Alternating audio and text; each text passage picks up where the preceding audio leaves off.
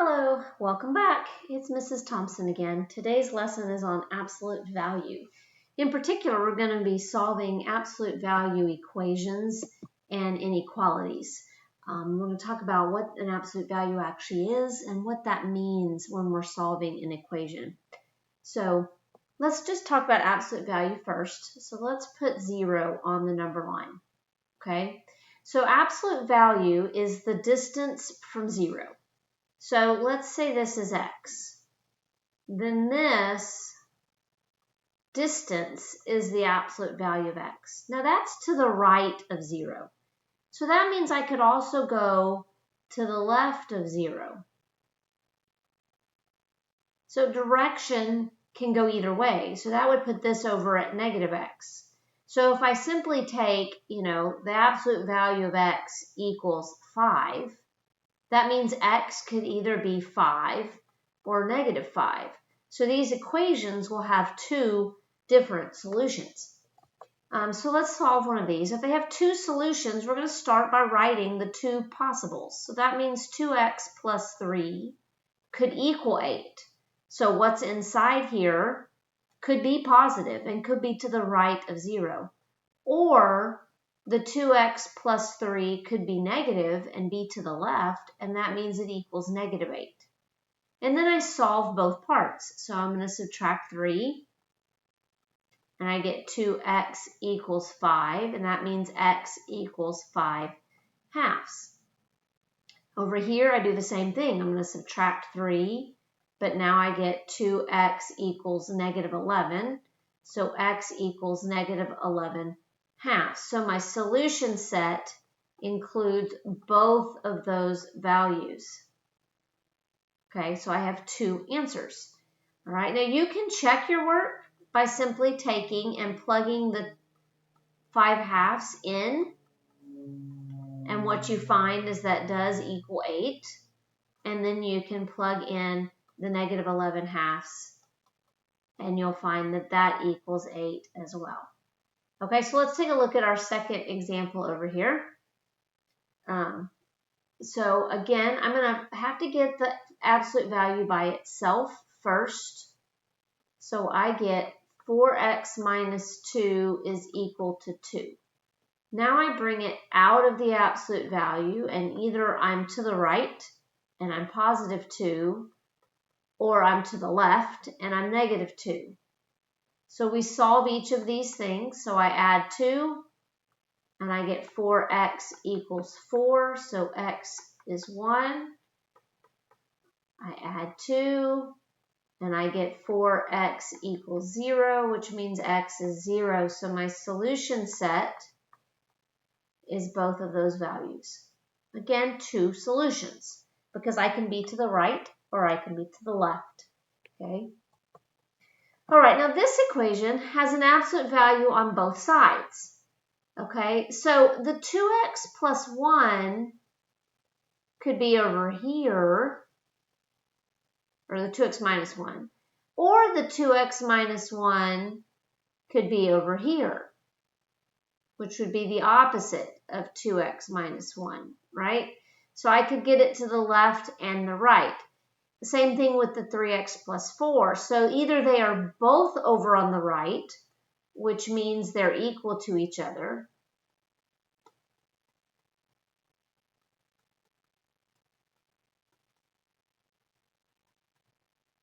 okay? Or they could both be on the left, but they're both the same side of 0. That would make them equal to each other. So then I'm going to subtract the 2x, and I get negative 1 equals x plus 4. Subtract the 4, and I get x equals negative 5. Okay? Now, the other option is that they are on opposite sides of 0.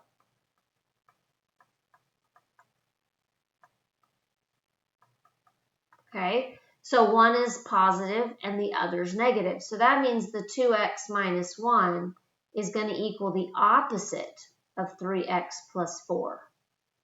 So now I distribute the negative,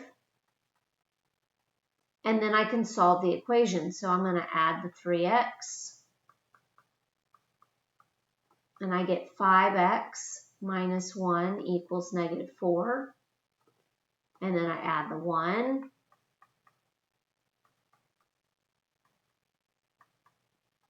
And I get x equals negative 3/5. And so my solution contains both of those. Okay, again, 2 answers. And you can plug them back in and check. Okay, now this one looks like example 2. So we're going to start by moving the 5. And I get 2 times the absolute value equals negative 2. So that means the absolute value equals negative 1, because I can divide that 2 to the other side. Now, absolute value is always greater than or equal to 0. But this side is less than or equal to 0. So these can never be equal to each other because a positive cannot equal a negative. So this one actually has no solution. Okay, so this can happen because absolute values must result in a positive number. So if the equation tells us otherwise, I don't get a solution. Okay, now we can also think about these in terms of inequalities. So let's, for instance, let's say x, the absolute value of x has to be less than a. We'll make it less than or equal. Okay, so here's a. That means that x can be in here, so that this is the absolute value of x, and it's less than a, okay, because this distance here is a. But we could do the same thing over to the left. So let's put negative a over here. That means negative x would have to be in here, so that this is the absolute value of x. So what this actually gets us is that x has to be between a and negative a. So we get what we call a conjunction. And it's everything in between. Okay, but what if I do greater than? So here's a. In order for the absolute value of x to be greater than a, I need it to be over here. I need it to be on the outside of a. And the same thing goes over here to the left. If this is negative a, then I need the absolute value of x to be greater than a. So negative x has to be on the outside. So what I end up with is x is greater than a, or x is less than or equal to negative a. So this is called a disjunction. Okay, so let's take a look at what that means and solve this one. Okay, so it could be that 3x plus 5 is positive, and it has to be less than 8. Okay, so I could get 3x plus 5 is less than 8. But it could be over here. So this would be the opposite of that. And if it's going to be less than 8, that means it has to stay inside the negative 8. So I get 3x plus 5. And now I need a negative 8. Now what happens if I multiply by a negative in an inequality? Well, it switches. Okay, so this tells me that 3x plus 5 is less than 8, but this one over here tells me it's actually greater than negative 8. And then I solve both of these. So 3x is going to be less than 3, and so x is less than 1. Or 3x is greater than negative 13, because I subtract that 5 over, and so x is greater than negative 13 thirds. Okay, so this is a, well, first before we write the solution, let's graph it. So here's 1, here's negative 13/3. So I'm going to be less than 1. I'm going to be greater than 13/3. So what I get as my final answer is the conjunction of everything in between. So that means I can write my answer this way.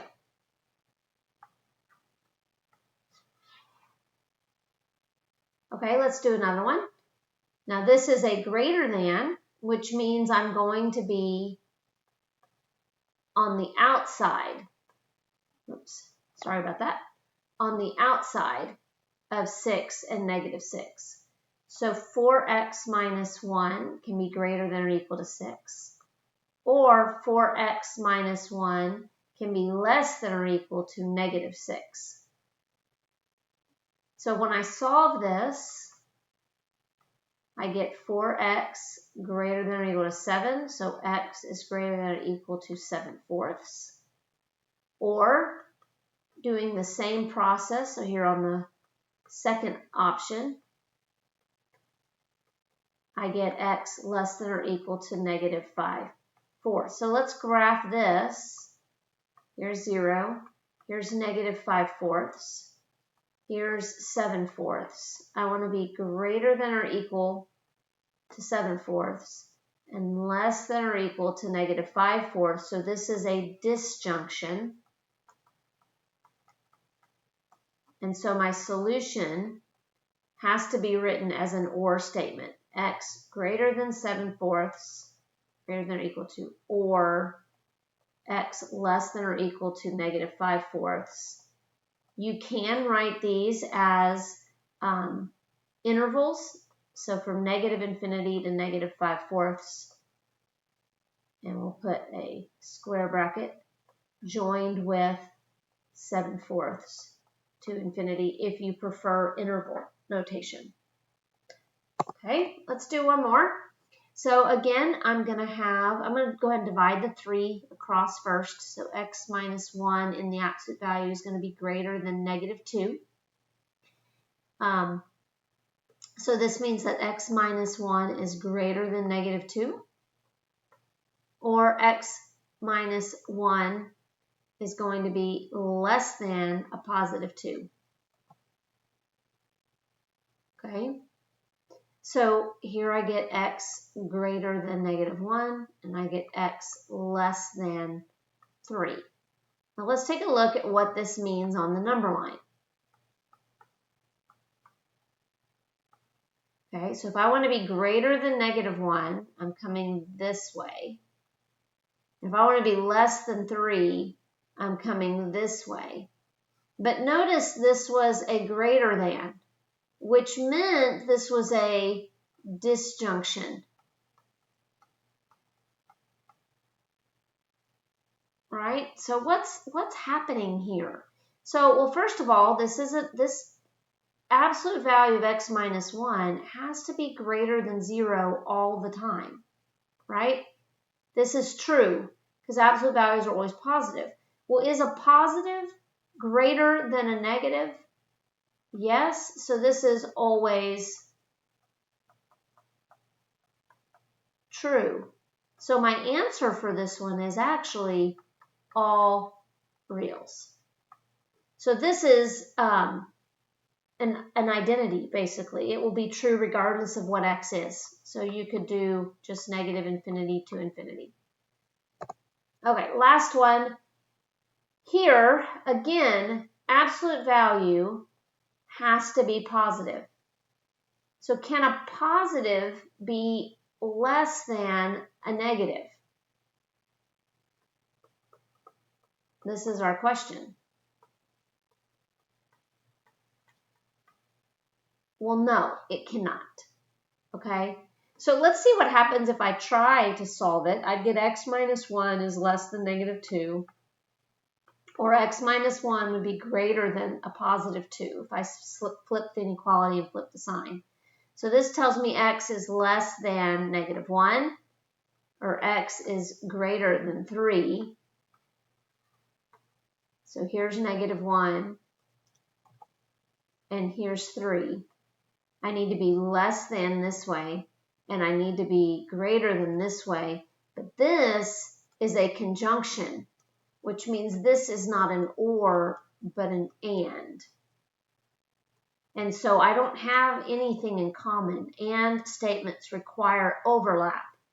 Otherwise, we get the empty set. So the answer here is the empty set or no solution. So there is a time for these absolute value inequalities to be identities and have all reals, or to have no solution and be inconsistent.